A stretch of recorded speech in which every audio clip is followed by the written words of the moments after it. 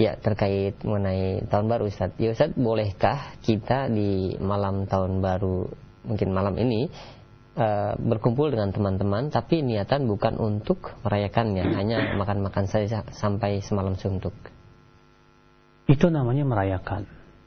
Walaupun tidak ada niat merayakan, tapi perbuatan kita sudah dikatakan bahwa itu adalah merayakannya. Kenapa demikian? Kenapa kita lakukan di malam tahun baru? Kenapa tidak malam yang lain? Kenapa kita tidak lakukan dengan tidak lakukan seperti hal biasanya malam-malam yang lain?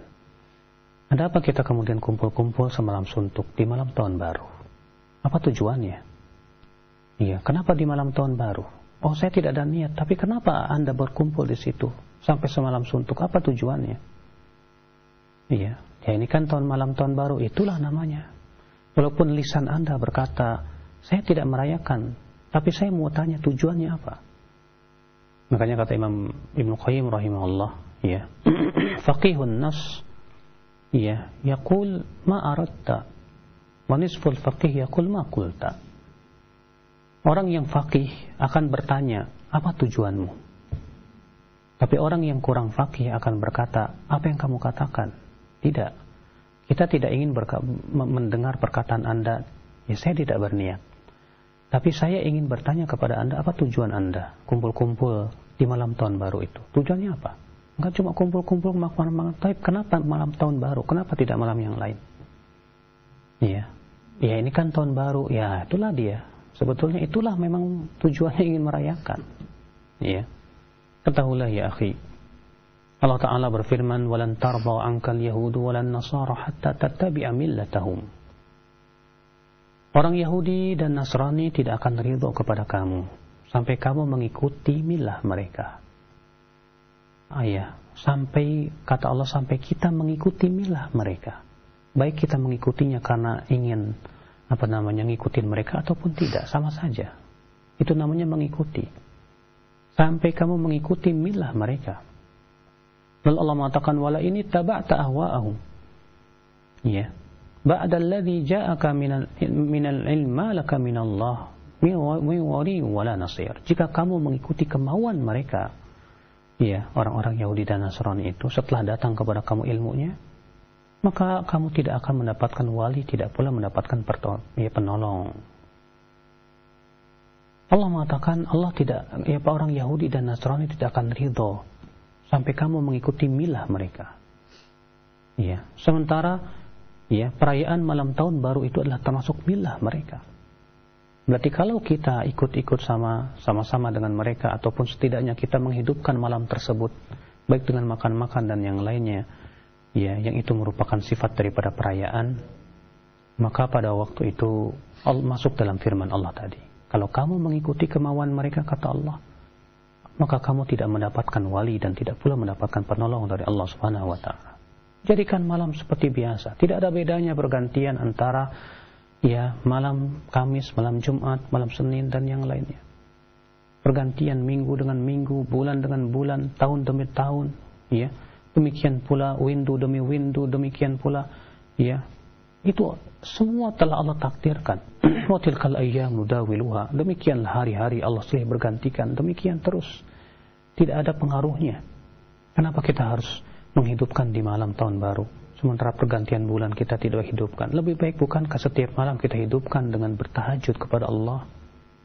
Bukankah setiap malam kita gunakan untuk beribadah kepada Allah Rabbul Izzati wal Jalalah? Ya akhi, a'azakallah.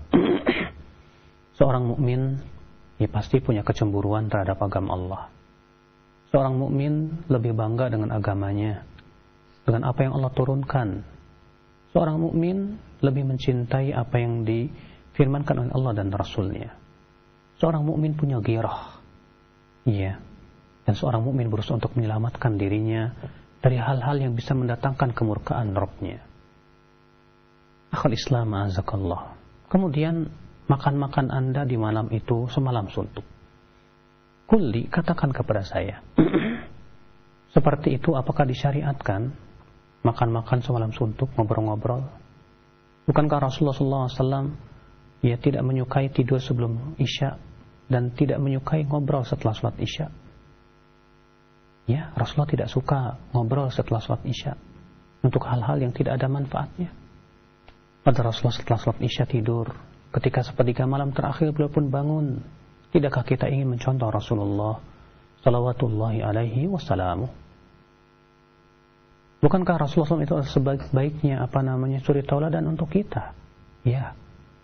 Laqad kana lakum fi Rasulillahi uswatun hasanah liman kana yarjullaha wal yawmal akhir wa dzakarallaha katsira.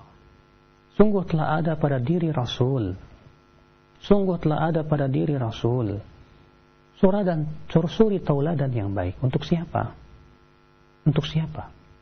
Kata Allah, liman kana yarjullah, bagi orang yang mengharapkan Allah, wal yawmal akhir, dan kehidupan akhirat, wa dzakarallaha katsira, dan banyak berzikir kepada Allah. Berarti yang menjadikan Rasul sebagai uswah hasanah dia adalah hanyalah yang betul-betul kuat keimanan dia kepada Allah dan hari akhirat. Adapun yang kurang keimanan dia kepada Allah dan hari akhirat, maka pada waktu itu dia tidak akan menjadikan Rasulullah sebagai suri tauladan. Kadang di zaman sekarang ini kita lihat ada orang yang mengatakan, saya nggak merayakan, saya cuma ngelihat petasan kembang apinya aja. Ya, bagus ya. Kita katakan subhanallah, apa tidak kita berpikir manfaat dari melihat petasan kembang api itu apa? Apakah memberikan pahala kepada kita? Tapi kalau itu katakan mubah. Ya, tapi saya khawatir kalau kita tasyabuh dengan mereka. Walaupun hanya sebatas melihat, kita pun merasa senang, gembira. Akhirnya kita pun gembira dengan ya dihura-hurakan, dihambur-hamburkannya harta. Coba ya tanyakan kepada diri kita. Petasan itu harganya berapa? Ratusan juta bukan? Ratusan juta. Dibuang begitu saja. Ya, dibuang begitu saja. Dibakar begitu saja. Ya, dibakar begitu saja. Coba tanyakan kepada diri Anda, itu mubadzir tidak? Bukankah Allah Ta'ala berfirman, innal mubadzirina kanu ikhwana syayatin? Sesungguhnya orang-orang yang mubadzir itu adalah teman-temannya setan. Kalau Anda berkata dan sepakat dengan saya bahwa itu mubadzir, kenapa Anda ikut nonton? Ya, seakan Anda setuju dengan hal semua itu. Fala ilaha illallah. Semoga kita diberikan kefakihan ya akhi. Semoga kita diberikan kekuatan untuk senantiasa menaati Allah. Semoga kita diberikan kekuatan untuk menjauhi segala sesuatu yang bisa mendatangkan murka Allah kepada kita. Allahu a'lam. Nah.